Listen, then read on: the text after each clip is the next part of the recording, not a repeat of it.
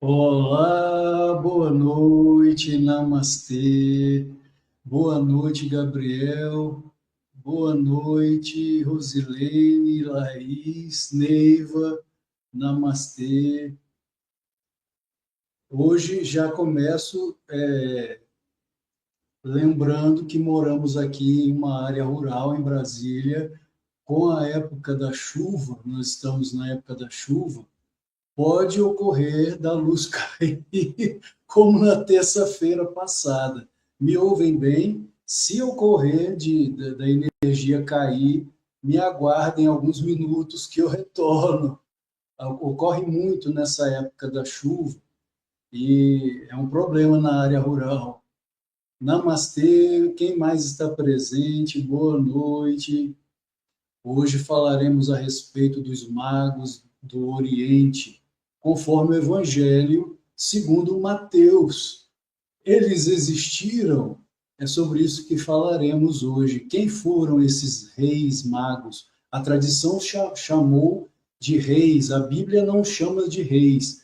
A Bíblia, o Evangelho segundo Mateus, os classificou apenas como magos, né? Magoi, aqueles que têm, segundo a tradição do yoga, poderes paranormais, são os siddhis, os mesmos poderes que Jesus manifestou, são os siddhis ou idis, poderes paranormais, o poder de curar leprosos, que inclusive existem histórias na Índia de andar sobre as águas, de levitar, são siddhis, são poderes paranormais, o poder da comunicação telepática. Paramahansa Yogananda, boa noite, Antônio, meu irmão. Paramahansa Yogananda, em pleno século XX, nos Estados Unidos, em certa palestra que ele realizou, auditório lotado, ele disse: eu conheço o pensamento de cada um aqui presente, e isto não é telepatia, eu estou em vocês.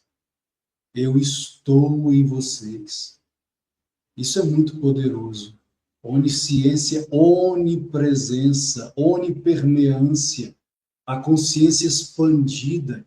Ele tinha percepção de tudo que existe no cosmos, desde o micro até o macrocosmos. Isso é consciência de Vishnu, que no yoga nós também podemos chamar de consciência crística, ou consciência de Krishna, estar em cada partícula do universo, em cada átomo, ter consciência, como ele mesmo afirmou, ele disse: estou aqui nos Estados Unidos, mas sei o que ocorre em minha residência, em minha casa na Índia, e tenho consciência de corpos celestes e civilizações existindo a trilhões e trilhões de quilômetros da Terra.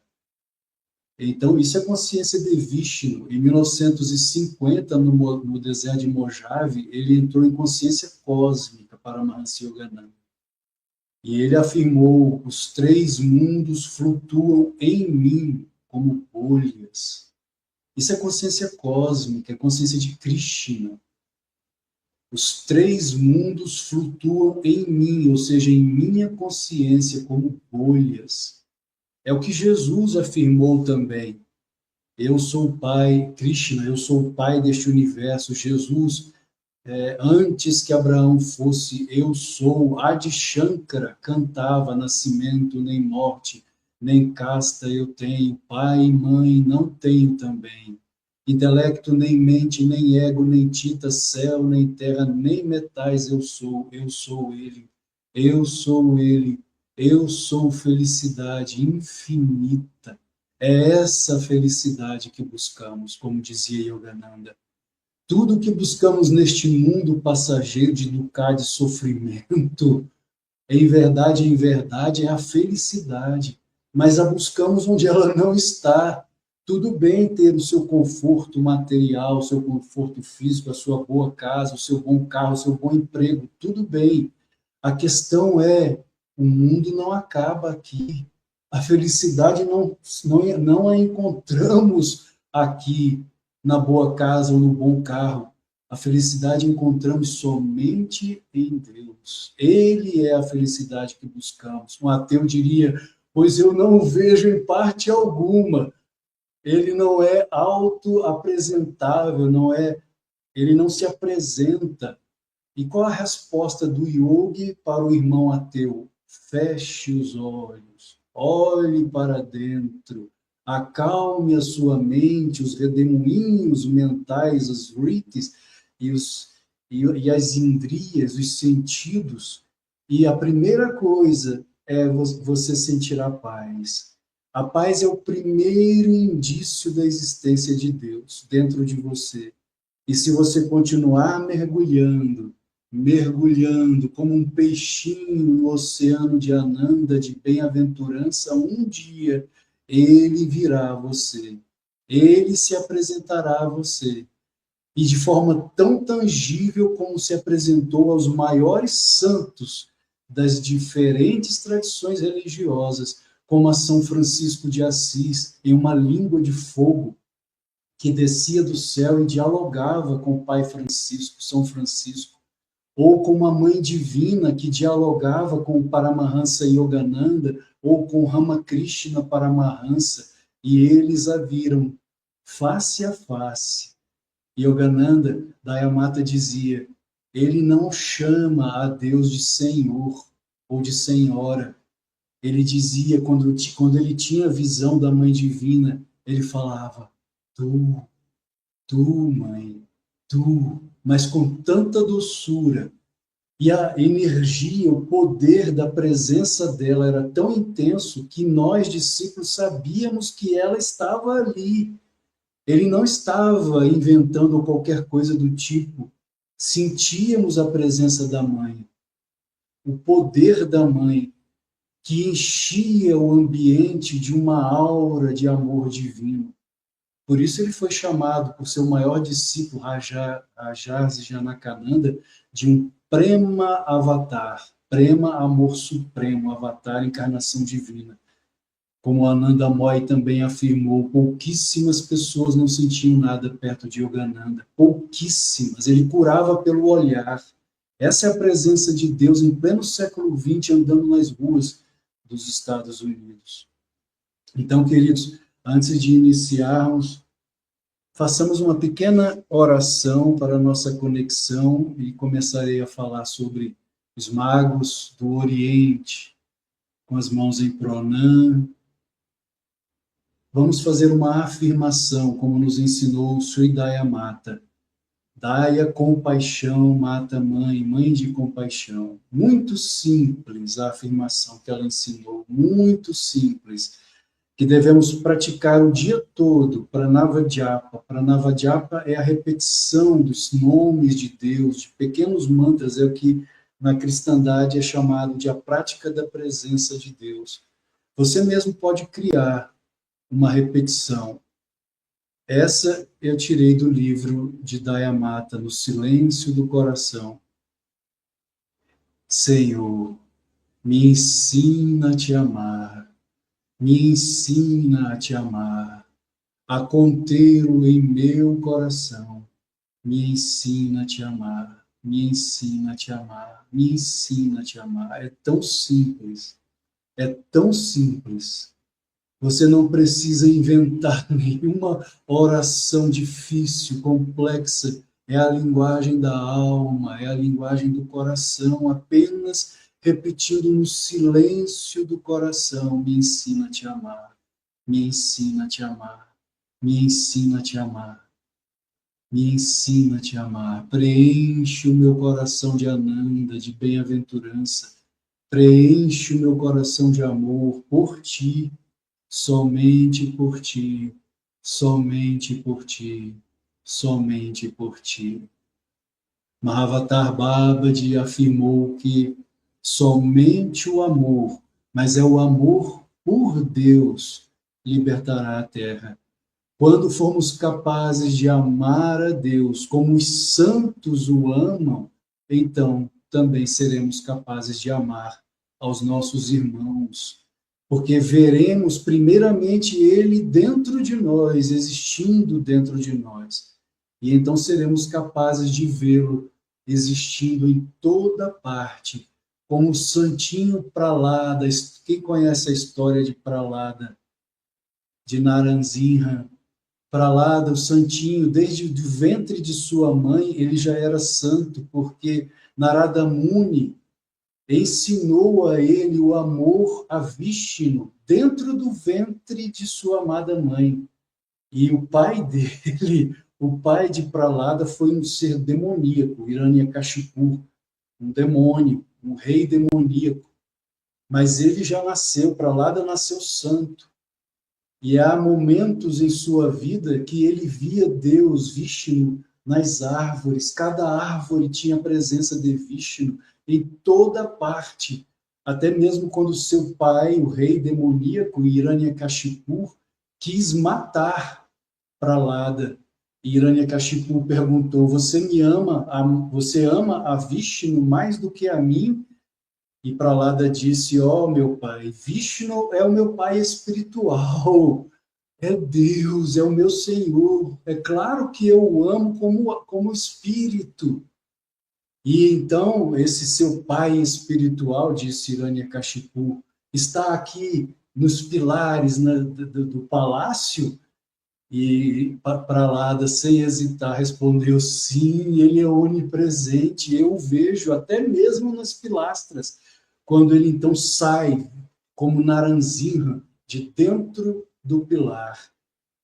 As histórias da Índia, dos santos da Índia, contidas no Srimad Bhagavatam, são inúmeras e tão extraordinárias, tão maravilhosas, quanto as histórias dos santos cristãos, que deveríamos conhecer. Como dizia Gyana Mata, Gyana, sabedoria, mata mãe, mãe de sabedoria, uma das grandes discípulas de Yogananda, ela dizia: leiam as vidas dos santos, tanto dos santos da cristandade, quanto os grandes santos iluminados da Índia. A Índia tem sido a mãe, uma fábrica de... Claro que existem falsos mestres também, em todo lugar existem os verdadeiros, existem os falsos, mas a Índia tem sido uma mãe gerando santos aos milhares ao longo da história. São muitos os santos que desconhecemos as vidas deles. E quando lemos, então, esses textos Puranas, Purana quer dizer antigo, são textos que contam as histórias de muitos desses santos maravilhosos da Índia. Mas vamos lá, queridos, a ideia, como falei na terça-feira passada, é o satsanga. Então, não é só eu falando, vocês podem fazer perguntas, é uma troca. Vamos começar com os magos do Oriente. De onde vieram? Quem foram, segundo a Bíblia, segundo Mateus, o Evangelho de Mateus, segundo dois santos, que incluo aqui Teresa Neumann. O vídeo de apresentação da live que vocês assistiram no início é um vídeo que narra o encontro de Teresa Neumann, essa senhora aqui. Ela foi uma mística católica, ela não foi freira. Ela foi uma mística católica, não freira, mas católica, que tinha todos os estigmas de Jesus. E ela recebeu em sua residência, em sua casa, a visita de Paramahansa Yogananda. Ela, uma católica fervorosa, recebeu Yogananda, um hindu, pai do yoga no Ocidente. A história de Teresa Neumann, eu tenho um livrinho de bolso que conta a história dela. Ela, quando adolescente, houve um incêndio em uma casa vizinha. E na ânsia de ajudar os vizinhos para apagar o fogo, ela correndo com baldes de água, ocorreu um acidente em que ela tropeçou, caiu ao chão, e a partir dali ela se tornou paralítica, cega, muda. Ela vivia como um vegetal, não falava, não tinha nenhum tipo de cognição, de estímulo, e ela permaneceu muitos anos deitada em uma cama, a família cuidando amorosamente dela. Mas antes disso, ela foi uma jovem católica muito fervorosa, que adorava, era uma devota de Teresa de Lisieux, ou Lisieux, Teresa de Lisieux. Ela era muito devota de Teresa de Lisieux. E então ela passou alguns anos sem qualquer resposta, deitada, não ouvia, não falava, não via, não se movia, deitada em uma cama. Até que no dia de Teresa de Lisieux ocorreu um milagre. Alguns anos depois desse acidente, ela teve uma visão de Teresa e uma voz muito doce falou com ela que ela receberia 3 milagres. E ela então começou a se curar. A pessoa que cuidava dela entrou no quarto e ela falou, anos depois, ela falou com essa pessoa, para o espanto dela, da cuidadora. Ela falou, passou a enxergar e então se levantou. O terceiro milagre, primeiro ela enxergou, depois ela foi capaz de falar, e parece que o terceiro milagre é que ela se levantou e começou a andar. Mas Teresa de Lisieux disse a ela: você tem uma missão. E essa missão era ter a visão da paixão de Cristo. Por que alguns santos católicos têm a visão da paixão de Cristo, em que eles são considerados estigmatizados? São Francisco de Assis, na verdade, foi o primeiro estigmatizado da história. São Francisco, ele teve o estigma aqui do peito, do lado, 5 estigmas, nas mãos e nos pés, São Francisco. Padre Pio de Pietrelcina, também do século XX, também recebeu Yogananda. Yogananda foi recebido não só por Teresa Neumann, mas pelo Padre Pio, o grande Padre Pio, um grande santo do século XX. Inclusive, quando Yogananda chega, o padre, ele costumava receber uma multidão, era onisciente, totalmente onisciente, e ele diz: abram espaço, abram caminho para o homem de Deus. E Teresa Neumann, quando recebeu a visita de Yogananda, ela mandou o recado: apesar de o bispo me haver pedido para não receber visitas, abrirei uma exceção ao homem de Deus vindo da Índia. Um pouco antes da visita de Yogananda, ela recebeu a visita de um padre indiano. E ela disse ao padre: Padre, o Senhor vem da terra dos magos do Oriente, a Índia. Palavras de uma santa. Para nós ela é uma santa, alguém que recebe os estigmas, os olhos sangravam, a cabeça coroa de espinhos, ela perdia litros de sangue, litros, todas as sextas-feiras. Ela tinha a visão da paixão, como se fosse um filme passando na mente dela, todas as cenas da paixão. E naquele momento abriam-se as feridas, os olhos sangravam, como falei, a coroa de espinhos, as mãos, os pés, o corpo dela todo sangrava. ela perdia litros de sangue, no dia seguinte ela recuperava o peso normal. Ela perdia o peso, no dia seguinte ela recuperava o peso. E Yogananda, então, foi visitá-lo. Ele sabia, foi na época, em 1935, quando ele estava indo para a Índia, ele passou primeiro na Alemanha, porque ele sabia da existência de Teresa Neumann, das visões que ela tinha de Jesus. E ela não se alimentava de nada, a não ser de uma hóstia consagrada por dia, nada mais. Aqui são as feridas, né, as chagas. Isso aqui é sempre numa sexta-feira, o corpo dela todo sangrava. E Yogananda teve a oportunidade de ver isso quando ele chegou. E na sexta-feira ela teve a visão, como sempre, e Yogananda viu isso.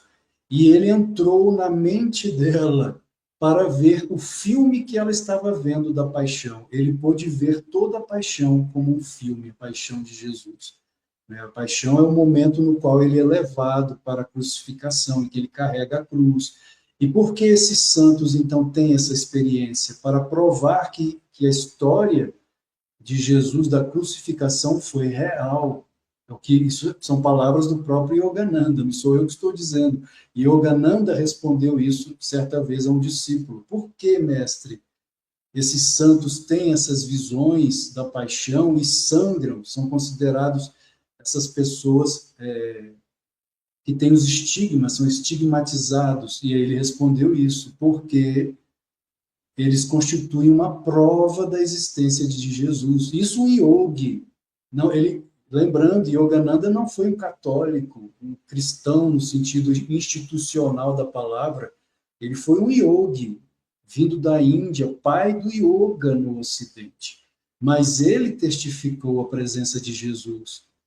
Ele via Jesus também. Ele fez todos os comentários do Novo Testamento com a presença de Cristo. O que ele não sabia interpretar do Novo Testamento, Jesus vinha pessoalmente e descrevia para ele, como o irmão Ananda Moy nos fala na Segunda Vinda de Cristo, que é um dos livros de Yogananda, são 2 volumes enormes em que ele faz os comentários da Bíblia. E a energia, segundo o Ananda Moy, no ambiente onde Yogananda estava, quando ele escrevia a tradução e os comentários, era extraordinário. Ananda Moy disse, certa vez eu entrei no escritório onde Yogananda estava, dia e noite, porque ele sabia que o tempo dele era curto na Terra. Então ele tinha que terminar isso, a Mãe Divina já havia dito para ele, seu tempo acabou, você está com o tempo emprestado. Se você não terminar isso, esses comentários da Bíblia e do Bhagavad Gita, eu seria obrigada a tirá-lo da Terra, porque o seu tempo esgotou. Então, ele trabalhava quase sem parar, sem dormir, o tempo todo em êxtase. E o Ananda Moy disse, quando eu entrei no escritório, a sensação, a energia era tão poderosa, eu tive a nítida sensação de caminhar para dentro de Deus, quando me aproximava de Yogananda. Houve outro momento em que Yogananda saiu do escritório para descansar, um dos poucos momentos em que ele saiu para descansar, com os olhos voltados para cima, em Shambhavi Mudra, a consciência toda aqui no Kutastha Chaitanya. E o Ananda Moy foi empurrado fisicamente, e ele disse, os 3 mundos flutuam em mim como bolhas. Então, Teresa Neumann recebeu Yogananda como um homem de Deus vindo da Índia. Aqui estão eles, né? Teresa com esse lenço na cabeça. Yogananda é este aqui, com a caneta no bolso. Este que está no meio é o Sr. Wright. Ele era irmão de Dayamata, de Sri Dayamata. E esses outros 2 personagens aqui, provavelmente amigos da Teresa Neumann, lá na residência de Teresa Neumann. Eu tive um amigo, já falecido, ele foi embaixador na Alemanha, e era devoto de Yogananda, discípulo de Yogananda. Ele morava em Brasília, depois se tornou embaixador lá na Alemanha, depois voltou para o Brasil, já em idade mais avançada, e ele me contou: Alexandre, eu estive na casa de Teresa, que hoje é um museu, e lá existem quadros dela com Yogananda, com Paramahansa Yogananda. Na casa dela, que hoje é um museu, existem quadros dela com Paramahansa Yogananda. E pasme, grande parte dos cristãos, dos católicos alemães, creem na veracidade dos fenômenos de Teresa Neumann, justamente porque ela recebeu a presença de Yogananda, como se Yogananda testificasse a veracidade dos fenômenos que ocorriam com Teresa, das visões que ela tinha com Jesus, da paixão de Cristo. Então, como eu disse, aqui está escrito, antes da visita de Yogananda, Teresa recebeu certa vez a visita de um padre indiano e disse a ele: Padre, o Senhor vem da terra dos magos do Oriente, a Índia. O Senhor, palavras de uma santa, o Senhor vem da terra dos magos, a Índia. Boa noite, Verônica, namastê, querida.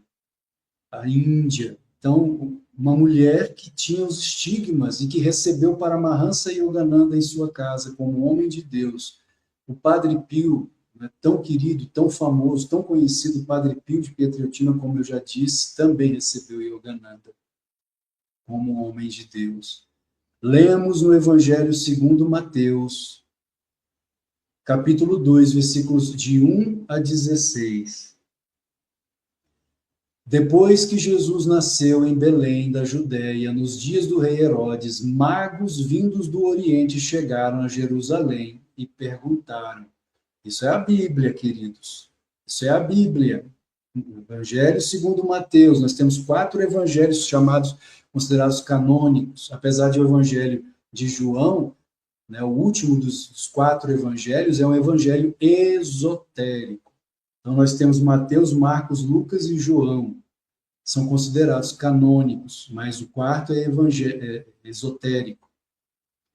Chegaram a Jerusalém e perguntaram: onde está o recém-nascido rei dos judeus? Vimos a sua estrela no Oriente e viemos adorá-lo. Quando o rei Herodes ouviu isso, ficou perturbado e com ele toda a Jerusalém. Tendo reunido todos os chefes dos sacerdotes do povo e os mestres da lei, perguntou-lhes onde deveria nascer o Cristo. Lembrando, Cristo não é o sobrenome de Jesus. Cristo é um estágio de consciência que todos nós um dia realizaremos. Então, Jesus, ou Cristo, porque ele se tornou Cristo, ele se fez o Cristo, ele se tornou um Cristo, mas ele não é o único Cristo. Esses reis magos, vindos do Oriente, também eram Cristos. Ah, professor, mas isso não está na Bíblia, não da forma como desejamos, mas a tradição da Índia, a tradição do Oriente fala isso. Eles vieram do Oriente, isso está na Bíblia. E no Oriente é aceitável que Krishna, Buda, Adi Shankaracharya, Rama, Paramahansa Yogananda, em pleno século XX, são encarnações de quê? De Vishnu. Vishnu é a segunda pessoa da Trimurti. Brahma, Vishnu, Shiva. O correto não é nem dizer, como já expliquei em live anterior, não é falar pessoa. Falamos pessoa porque já virou tradição, já virou um vício de linguagem, mas o correto era falar consciência. Deus não é pessoa, Deus é consciência, principalmente a partir do advento da psicologia. Se aceitamos a psicologia e suas forças, primeira, segunda, terceira, quarta forças da psicologia, se estudamos Carl Gustav Jung, pai da psicologia analítica, se estudamos Abraham Maslow, pai da psicologia humanista, se estudamos Roberto Assagioli, pai da psicossíntese, Se estudamos esses grandes psicólogos do século XX, então não podemos mais falar de Deus como uma pessoa.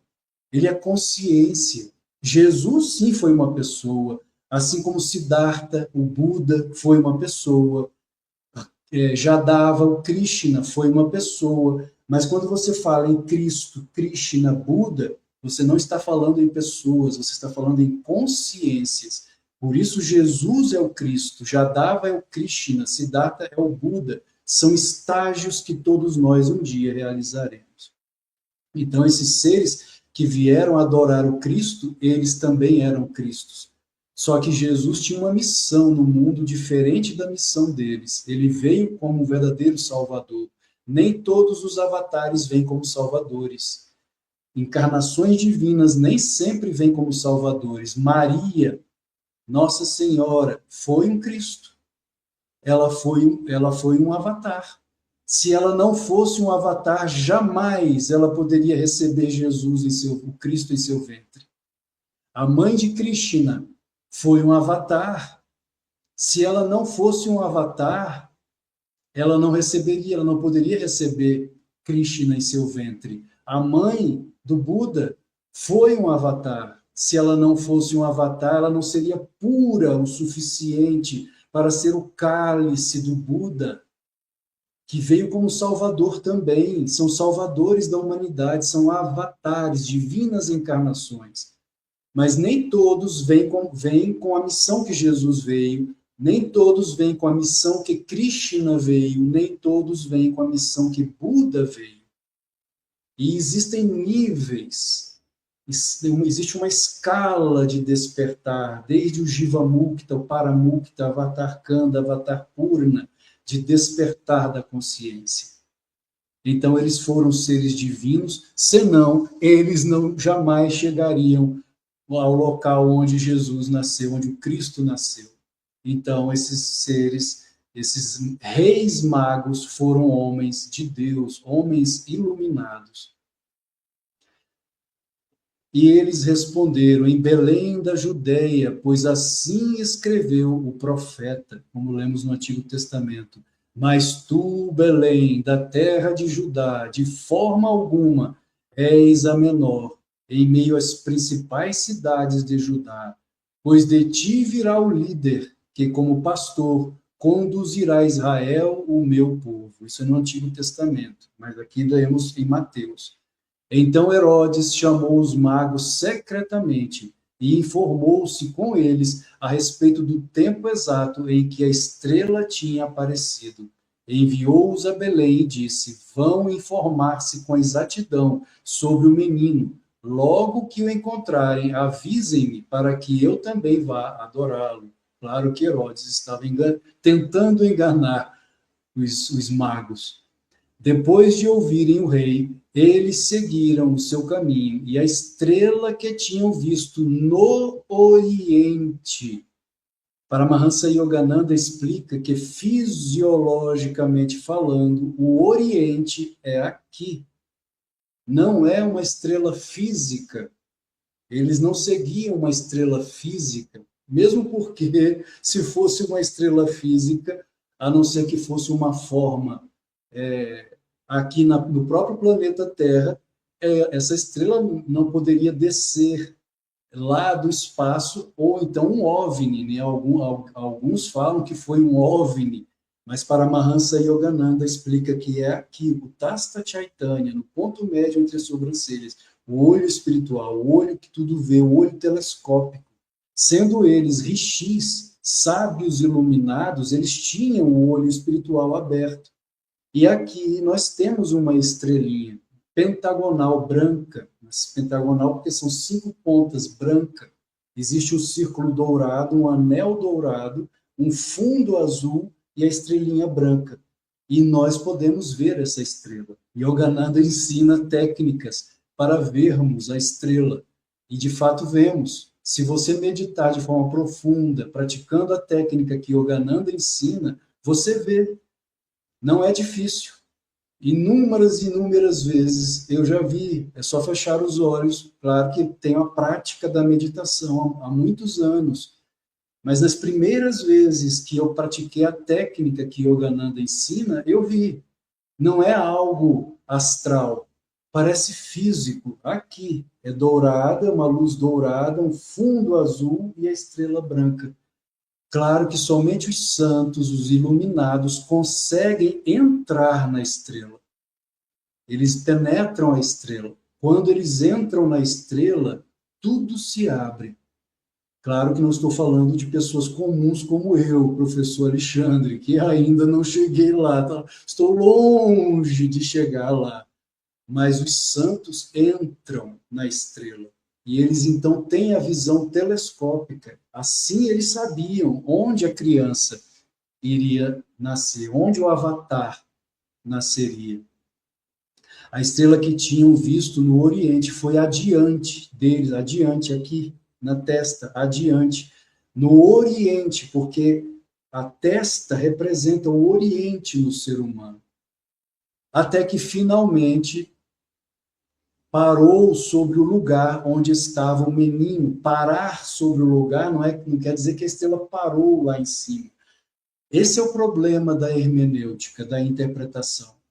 Pessoas que não têm a iluminação e procuram interpretar as Sagradas Escrituras incorrem em erros graves. E aí surgem tantas tradições, tantas igrejas, tantas religiões a partir de um único texto. Porque cada um interpreta ao seu bel prazer. Cada um interpreta segundo a sua bagagem intelectual e não segundo a sua iluminação. É por isso que devemos ouvir os santos. Eles têm a interpretação, a hermenêutica correta, porque são hermeneutas autênticos. Eles têm a visão muito diferente de qualquer um de nós, de um padre, de um pastor, ou mesmo de um professor como eu, que não tenho essa iluminação ainda. Estou trabalhando assim como vocês. Todos nós estamos trabalhando. Mas os iluminados, que são poucos, são raros, e vêm de tempos em tempos, em pleno século XX, não faz muito tempo, tivemos Yogananda, Paramahansa Yogananda. Oh, que maravilha se tivéssemos tido a oportunidade de estar a seus pés, de ouvir as suas palavras a seus pés, todas as interpretações corretas, sem o erro do ego, né? Porque nós ainda temos o ego. Ele não vinha... Conhecimento vinha diretamente da fonte. Que maravilha! Quando tornaram a ver a estrela. Porque quando tornaram a ver a estrela? Porque ela não fica o tempo todo. Você tem que se concentrar, entrar no êxtase, então você a vê novamente. E ela o guia novamente. Encheram-se de júbilo. De júbilo quer dizer de êxtase. No yoga chamamos de ananda, de bem-aventurança, de alegria interna. Ao entrarem na casa onde estava o menino, viram o menino com Maria, sua mãe, e prostrando-se o adoraram. Então abriram seus tesouros e lhe deram presentes, ouro, incenso e mirra. Existe toda uma simbologia, todo um significado esotérico. O ouro representa a luz espiritual, o incenso representa a paz, a doçura, e a mirra o sacrifício, porque a profecia já dizia, a história já dizia que Jesus seria crucificado. Ele se daria como um avatar, como um ser sagrado em sacrifício. Quem conhece a história do Buda, antes dele se tornar Siddhartha Gautama, as encarnações anteriores do Buda, muitas e muitas vezes, e lembremos que Buda veio antes de Jesus. Então, as histórias do Buda são anteriores a Jesus. Muitas e muitas vezes ele se deu em sacrifício. Então, Jesus não foi o único. Quando falamos no Cordeiro de Deus, isso é na tradição judaica, cristã, mas o Cordeiro sempre veio à Terra. O próprio Krishna, como foi a morte de Krishna? Ele se deu como sacrifício, como um cordeiro, quando ele viu o caçador com a flecha apontada para o cervo e ele se lançou na frente para proteger o pequeno cervo da floresta. E a flecha pegou em seu pé. Claro que aquilo não mataria Krishna, mas ele já estava com idade avançada e era o momento de seu sacrifício. Então, eles se sacrificam por amor, seja até mesmo por um pequeno cervo da floresta, como foi o caso de Krishna, seja por toda a humanidade. E claro que ele se sacrificou pela humanidade, porque um sacrifício desse não é em vão. Um avatar, nada na vida dele é em vão. Ele absorve em seu próprio ser o karma de toda a humanidade. E é nesse sentido que ele é chamado de um salvador. Porque, para ajudar, não é à toa que, séculos depois de Jesus, surgiram tantos santos dentro da igreja. O São Francisco de Assis, uma Teresa de Ávila, o Santo Antônio de Pádua, tantos santos. Por quê? Porque Jesus se sacrificou. Não é à toa que na Índia surgiram tantos santos também depois de Krishna, porque Krishna se sacrificou e assim por diante. Então não é à toa. Nenhum sofrimento na Terra é à toa, nem mesmo o nosso, que ainda estamos tão longe de chegarmos lá. E quando falo longe, pode ser tão próximo, paradoxalmente. Só Deus sabe. E tendo sido advertidos em sonho para não voltarem a Herodes, retornaram à sua terra por outro caminho, totalmente oniscientes. Depois que partiram, um anjo do Senhor apareceu a José em sonho e lhe disse: levante-se, tome o menino e sua mãe, e fuja para o Egito. Fique lá até que eu diga a você, pois Herodes vai procurar o menino para matá-lo. Então ele se levantou, tomou o menino e sua mãe durante a noite e partiu para o Egito. Quem conhece a história de Krishna, ocorreu algo semelhante, porque o rei perverso que aprisionou os pais de Krishna, Vasudeva e Devaki, não é, o Kansa, perverso Kansa, também mandou matar crianças. Isso antes, milênios antes da história de Jesus. Onde ficou até a morte de Herodes, e assim se cumpriu o que o Senhor tinha dito pelo profeta: do Egito chamei o meu filho. Quando, e nada é por acaso, não é? Porque a terra do Egito também houve época sagrada. Não a época dos faraós, mas muito antes dos faraós. As pirâmides não foram construídas por escravos, não foi. Paramahansa Yogananda fala sobre isso também. Elas vêm de construtores sagrados, divinos, de eras muito mais evoluídas, muito mais avançadas do que a nossa era atual. Civilizações como Atlântida, Lemúria, segundo a tradição da Índia também, não só Platão, existiram. E civilizações até mais antigas do que a Atlântida e Lemúria existiram. Se estudarmos as yugas, os ciclos e eras de evolução da humanidade, nós não somos a civilização mais avançada, estamos longe de sermos os mais avançados. Do Egito chamei o meu filho. Quando Herodes percebeu que havia sido enganado pelos magos, ficou furioso e ordenou que matassem todos os meninos de 2 anos para baixo, em Belém e nas proximidades, de acordo com a informação que havia obtido dos magos. Os magos existiram. Se o relato bíblico é autêntico, e cremos que é, os mestres da Índia jamais afirmaram que a Bíblia é falsa, não é falsa, ela é autêntica. A questão não é a Bíblia em si, mas a hermenêutica, a interpretação. O grande problema da cristandade está na interpretação, na hermenêutica, como já falei. Homens não iluminados, interpretando a Bíblia, incorrem em erros graves. É por isso que Swami Vivekananda, certa vez, ele disse a um grupo de cristãos nos Estados Unidos, quando ele veio aos Estados Unidos em 1893, trazendo como um rei mago, quase contemporâneo nosso, né, final do século XIX, não faz mais de 100 anos, mas não, 100 anos é o que são 100 anos diante da eternidade, é um piscar de olhos. Então, não faz muito tempo que Vivekananda esteve entre nós, aqui na América, no continente, só que lá em cima, no norte-americano. Ele disse a cristãos: vocês estão aí discutindo sobre Jesus? Algum de vocês viu a Jesus? Não? Então por que estão discutindo?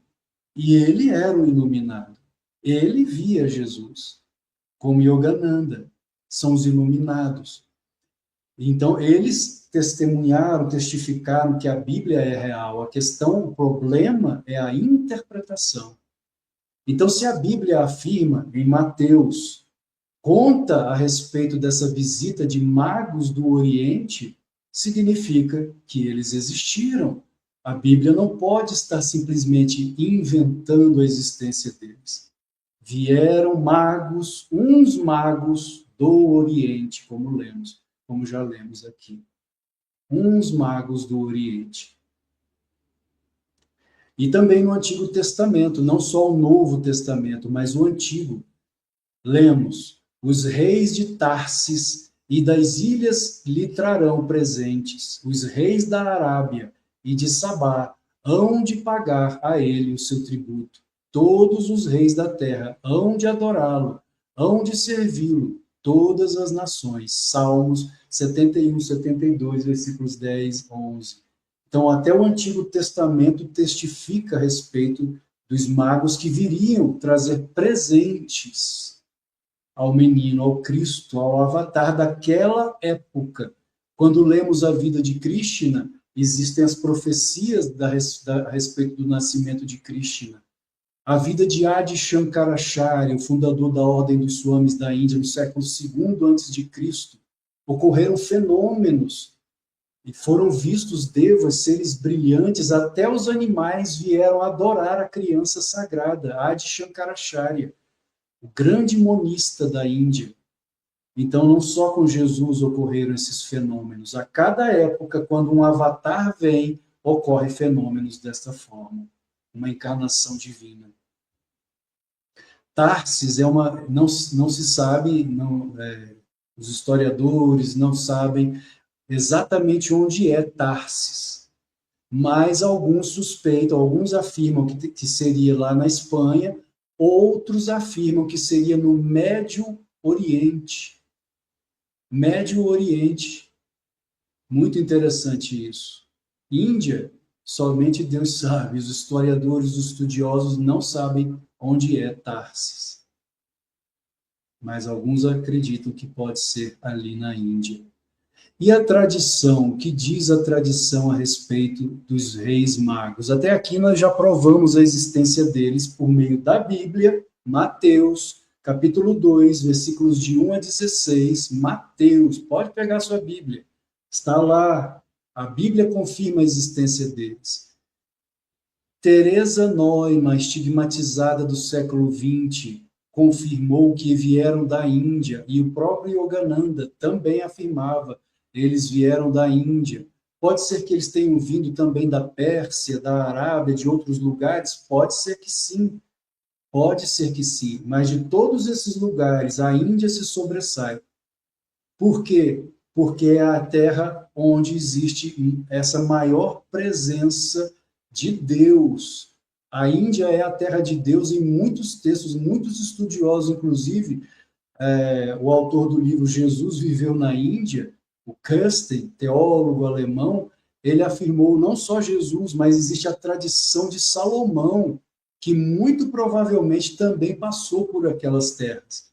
E quando ele ia buscar pavão, e esmeraldas e pedras preciosas, desconfia-se que ele estava justamente na Índia, que é a terra sagrada, muito provavelmente. A Caxemira, que é o lugar onde alguns, inclusive, acreditam que está enterrado o corpo de Jesus, e isso para a igreja é uma heresia, estou falando aqui uma heresia, porque a crença é que Jesus ascendeu aos céus. Mas para nós isso não faz muito sentido, nem para nós no yoga, nem para os gnósticos cristãos, que foram os primeiros cristãos. Apesar de a igreja negar isso, porque houve no início da cristandade uma grande batalha teológica entre gnósticos e proto-ortodoxos. E os proto-ortodoxos é que venceram essa batalha a partir da existência do imperador Constantino, que foi quem deu força para a proto-ortodoxia, que se tornou a ortodoxia vigente até os dias atuais. Inclusive, essa moça aqui era a mãe dele, do imperador Constantino, considerada santa. Não sei se ela é de fato uma santa, mas foi ela quem foi em busca das relíquias de Jesus nos lugares arqueológicos por onde Jesus passou. Diz a tradição que ela teria encontrado restos da cruz de Jesus, várias outras relíquias de Jesus e os restos mortais dos magos vindos do Oriente, como está escrito aqui. Ela foi em busca dos lugares históricos de Jesus, de toda relíquia que pudesse encontrar, incluindo os restos mortais dos magos. A tradição diz que ela os encontrou na Pérsia ou na Índia, mas nós sabemos que Tomé, o apóstolo Tomé, aquele que, segundo a tradição ortodoxa, duvidou, né, da ferida de Jesus, para onde Tomé foi quando Jesus partiu? Ele foi para a Índia. A tradição diz que Tomé foi para a Índia, e lá ele foi assassinado por um hindu radical. Algo semelhante ao que ocorreu com Mahatma Gandhi, que também foi assassinado por um hindu radical. O radicalismo existe em todas as tradições, inclusive no hinduísmo, como também na época de Dyaneshwar, grande santo Dyaneshwar, que foi desafiado pelos conservadores do hinduísmo, que interpretavam os textos sagrados da Índia ao pé da letra. E um búfalo falou, o búfalo recitou os Vedas, provando aos brahmanes ortodoxos da época de Dyaneshwar que Dyaneshwar era um santo autêntico. Então, ela teria encontrado os restos mortais ou na Pérsia ou na Índia, ou em ambos os lugares, nós não podemos descartar. Ela pode ter encontrado em ambos os lugares, na Pérsia e na Índia, a religião de Zoroastro, e o hinduísmo, o yoga, Vedanta.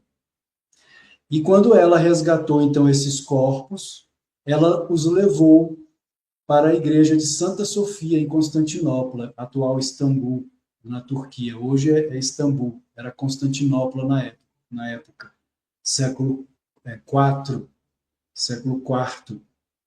Então, ela teria levado os corpos dos magos para a igreja em Constantinopla. Posteriormente, eles foram transladados no século VI para a paróquia de Santo Eustórquio, em Milão, esses mesmos corpos. E, mais uma vez, eles foram levados em 1164. O imperador Frederico Barba-Roxa saqueou Milão e os corpos foram transladados para Colônia, na Alemanha. Essa é a Catedral de Colônia, na Alemanha, e, segundo a tradição, os corpos dos magos estão dentro desta urna que vocês estão vendo, em ouro, toda em ouro. A minha esposa, Laís, ela esteve lá. Há alguns anos, ela esteve na Alemanha, e ela esteve na Catedral de Colônia, ela viu isso aqui. Então, tem a urna toda em ouro. Essa urna foi aberta 2 vezes. E, pasmem, a tradição fala a respeito de 3 magos, Gaspar, Melchior e Baltazar. Dentro dessa urna existe o esqueleto de 3 homens.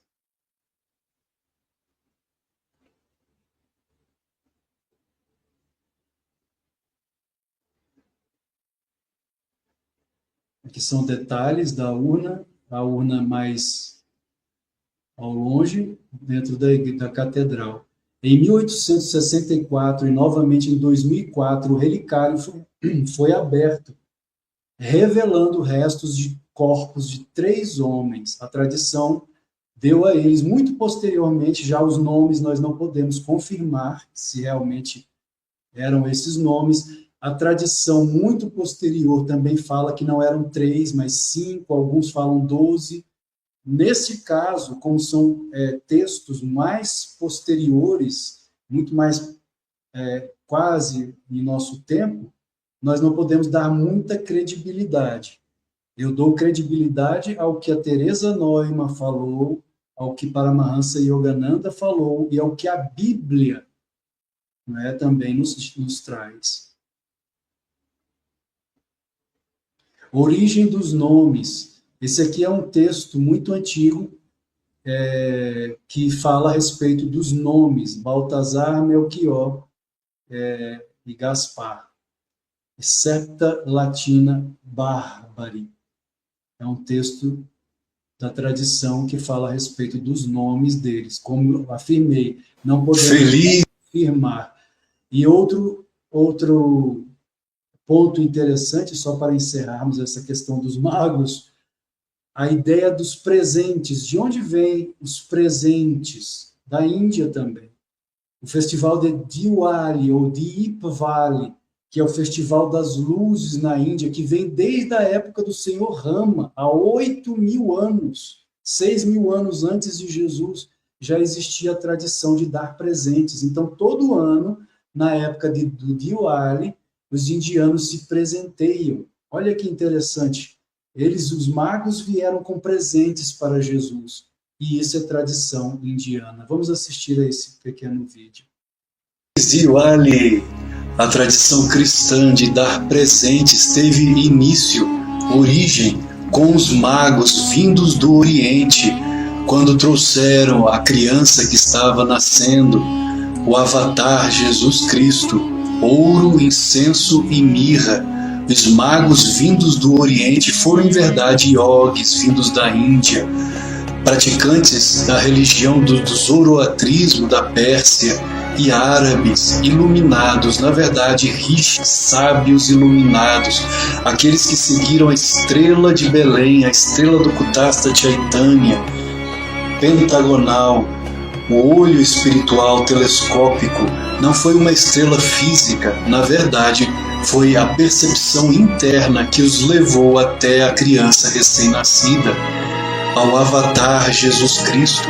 Não fossem homens de Deus, não teriam ido reverenciar ao avatar, a divina encarnação, ao Cristo que estava nascendo naquela época. Eles trouxeram presentes. E agora estamos comemorando, na Índia se comemora o Diwali ou Deepavali, o Festival das Luzes. Deepavali significa fileira de lâmpada. Como lemos no Ramayana, a história de Rama, de Sita, Lakshmana e Hanuman, quando os heróis divinos, os príncipes, Rama, Sita e Lakshmana, retornam ao reino de Ayodhya e são recebidos pela população em uma fileira de lâmpadas. Esotericamente falando, a fileira de lâmpadas representa também o Sushumna Nadi, os chakras, os centros de energia ao longo da coluna vertebral.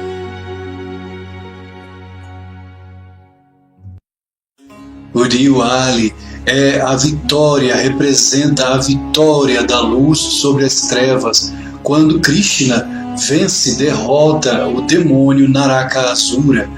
É o festival das luzes, onde se trocam presentes, onde as pessoas contam histórias e onde arrumam as suas casas para receber simbolicamente a visita do Senhor Rama, o avatar, ou seja, a encarnação divina. É como se recebessem a visita de Deus em suas casas. Esse é o significado simbólico, esotérico, místico do Diwali ou Deepavali, a fileira de lâmpadas. Feliz Diwali! Namastê!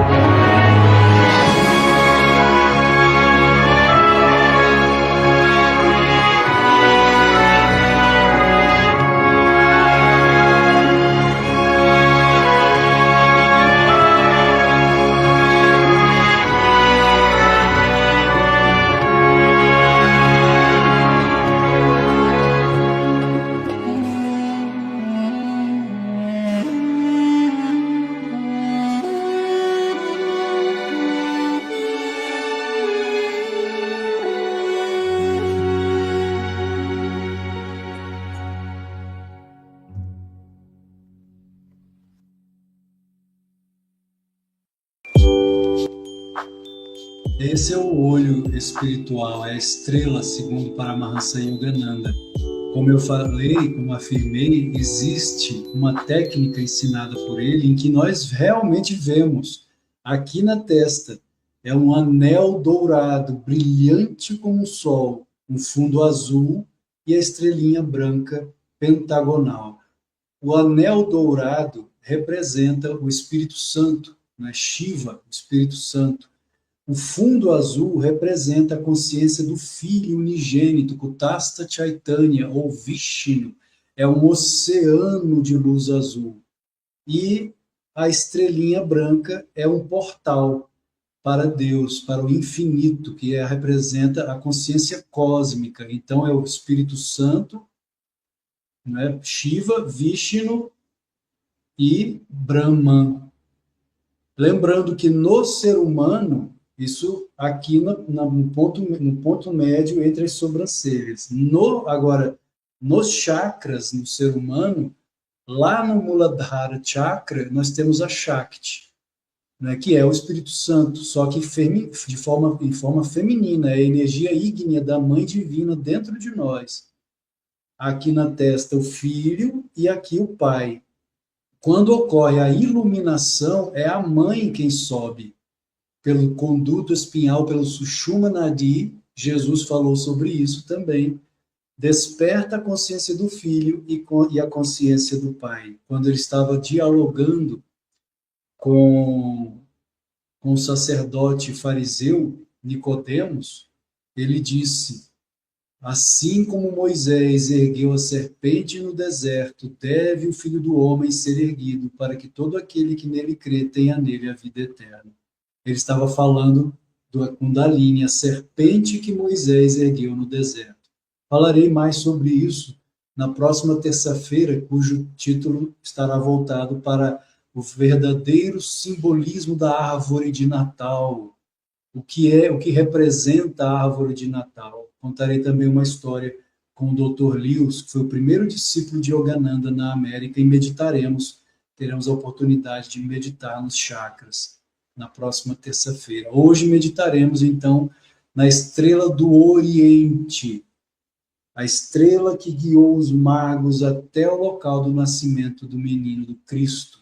Você pode visualizar a estrela na testa, se desejar, pode visualizar a manjedoura, o bebê, o Cristo, aqui na sua testa, o menino Jesus nascendo aqui na sua testa.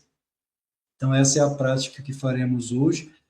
Pelo avançar da hora, meditaremos uns 10 a 15 minutos, porque hoje eu falei demais. Então, temos um tempo de 10 a 15 minutos de meditação.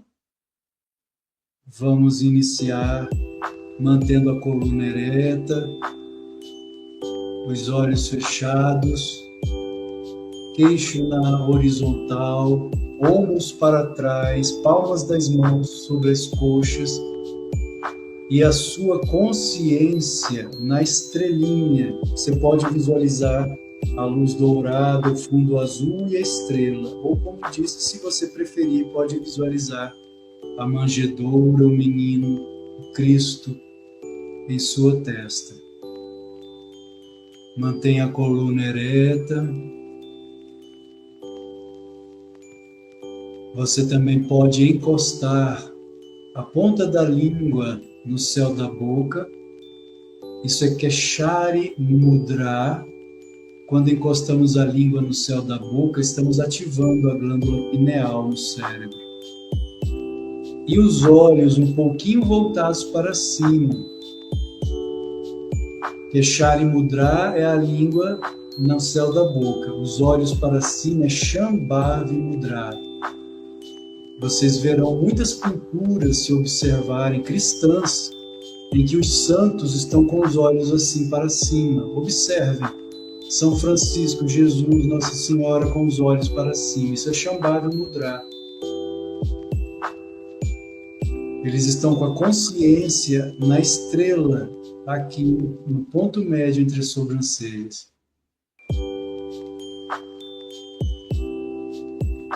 Então, inale profundo.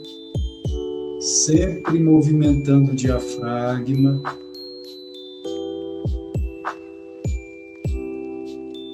Inale profundo, conte mentalmente até 5, retenha o ar, contando até 5. Exale, contando até 5. Descanse. Volte a inalar, contando até 5. Retenha o ar. Exale, contando mentalmente até 5, descanse. Repita esse exercício, movimentando a região abdominal.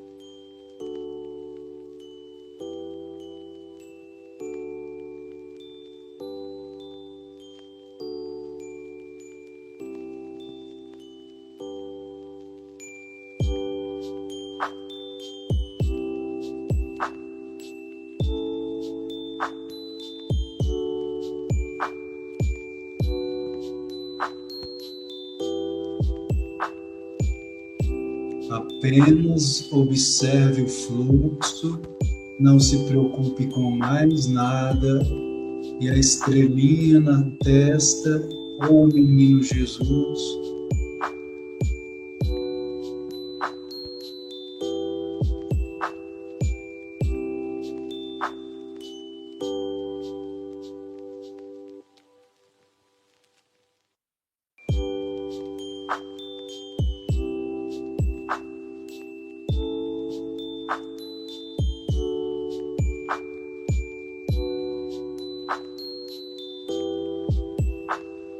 Procure visualizar que tanto a estrela ou o menino Jesus todo luminoso, como um pequeno sol branco, essa luz inunda o seu cérebro, cada neurônio, axônio, banhando as células cerebrais em luz. Preencha o cérebro de luz. E continue praticando a respiração em 4 tempos.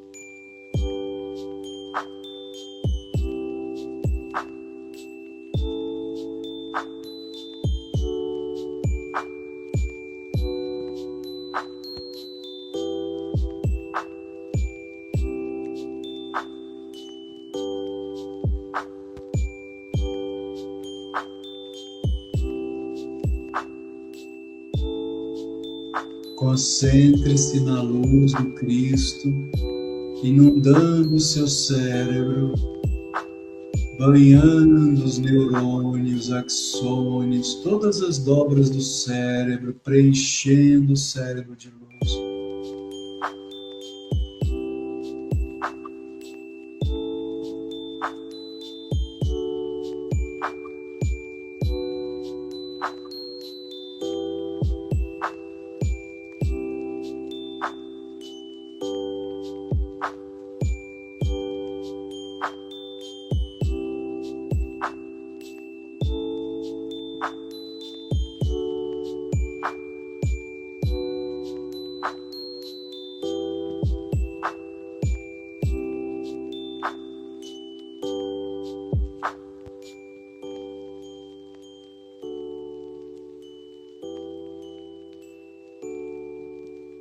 Volte agora à respiração normal, sem forçar. Continue visualizando a luz, o Cristo, em sua testa, inundando os neurônios de luz, e afirme comigo mentalmente: Cristo amado, que tu possas renascer mais uma vez em mim e em toda a humanidade. Em mim e em toda a humanidade. Me ensina a te amar, me ensina a te amar, me ensina a te amar, você também pode visualizá-lo, tanto na testa quanto no coração. Outra réplica de Jesus da manjedoura no coração, cheio de luz, inundando o coração, o cérebro e o coração de luz.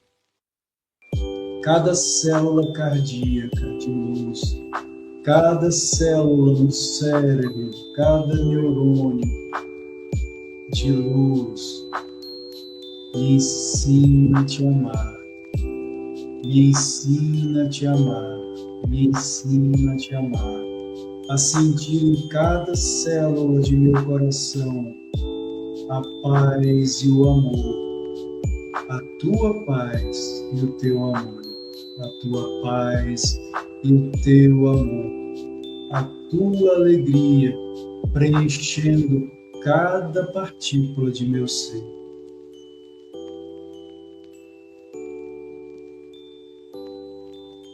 Então visualize seu coração como um sol branco no Cristo na manjedoura, o menino, o bebê Jesus Cristo dentro do coração e em seu cérebro.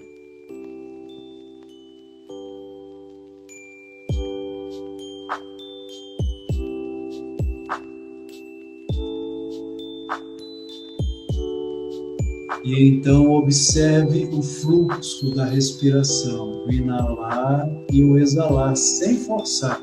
Deixe a respiração fluir naturalmente. Mas ao inalar, você mentaliza Mara. E ao exalar, Nata. É um mantra cristão, Maranata, que significa vem, Senhor.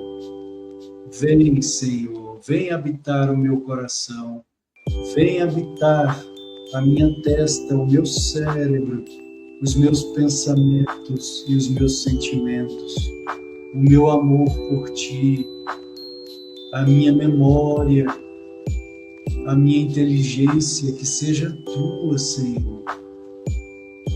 Tua em conexão perfeita que une o coração e o cérebro, a razão e a emoção de mãos dadas.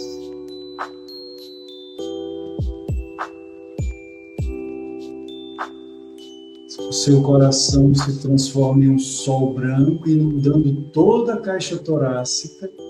A luz se expande no peito à frente, nas costas, e o seu cérebro também, formando a aura em sua cabeça.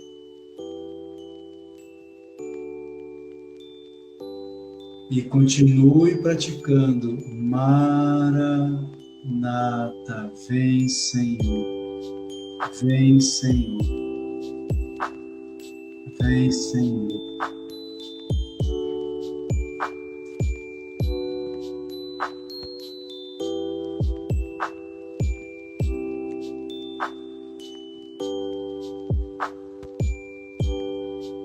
Ao inalar, Mara, e ao exalar, Nata.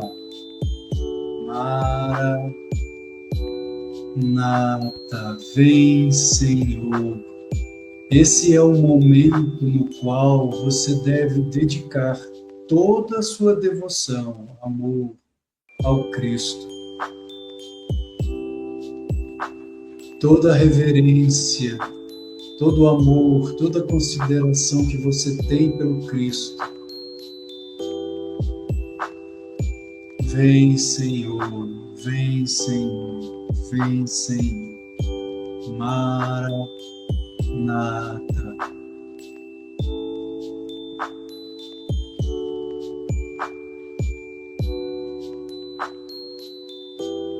Você também pode se visualizar de joelhos dentro de seu coração, de joelhos diante do menino Jesus. Ajoelhe-se diante do Cristo, sabendo em verdade, que o Cristo é amor, que o Cristo nos ama e é tão humilde quanto nós mesmos.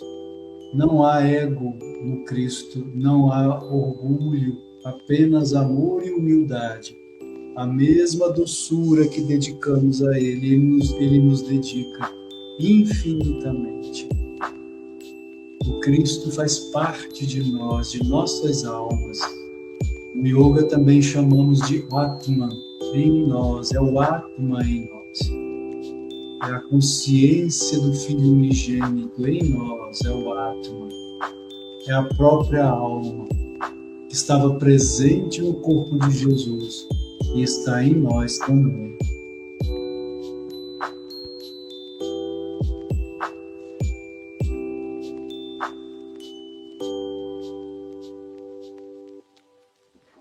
Me ensina a te amar, me ensina a te amar, me ensina a te amar, me ensina a sentir cada partícula de meu ser preenchida de luz. Me ensina a sentir cada partícula de meu ser preenchida de paz. Me ensina a sentir cada partícula de meu ser preenchida de amor. Amor por Deus. Amor por Deus. O meu eu real.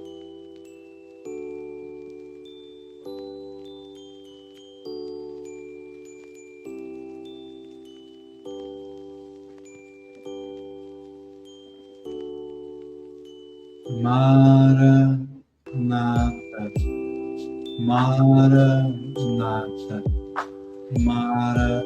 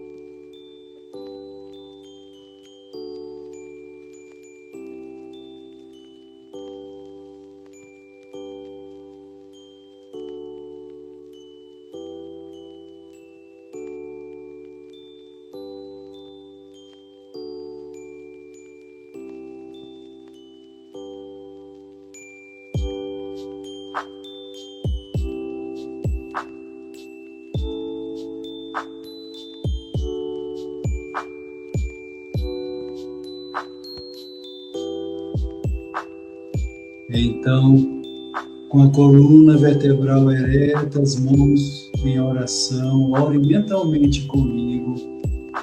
Pai Celestial, Mãe, amigo, amado Deus, Jesus Cristo, Bhagavan Krishna, santos de todas as religiões, nós vos reverenciamos. Amado Senhor, abençoa-nos.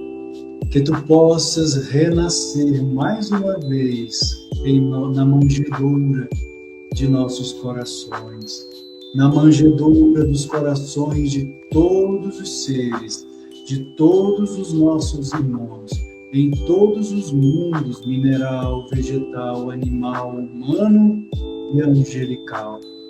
Que o teu amor brilhe para sempre no santuário de nossa devoção. E que sejamos capazes de despertar esse teu amor em todos os corações. Om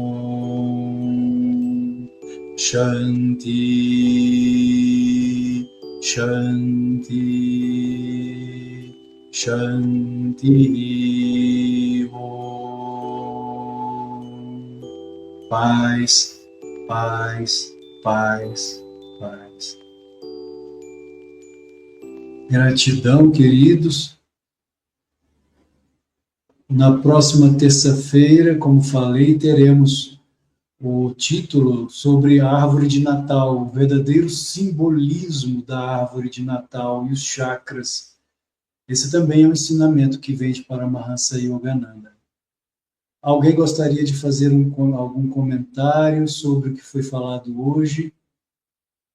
Como eu disse no início, Satsanga. Sat quer dizer verdade, Sangha, comunidade. Então, é um momento em que o professor ou a professora, né, no caso a Laís, que ela também pode trazer alguma coisa, e os alunos podem fazer perguntas. Se não houver perguntas, tudo bem, significa que estamos felizes. Nenhuma questão, nenhuma colocação.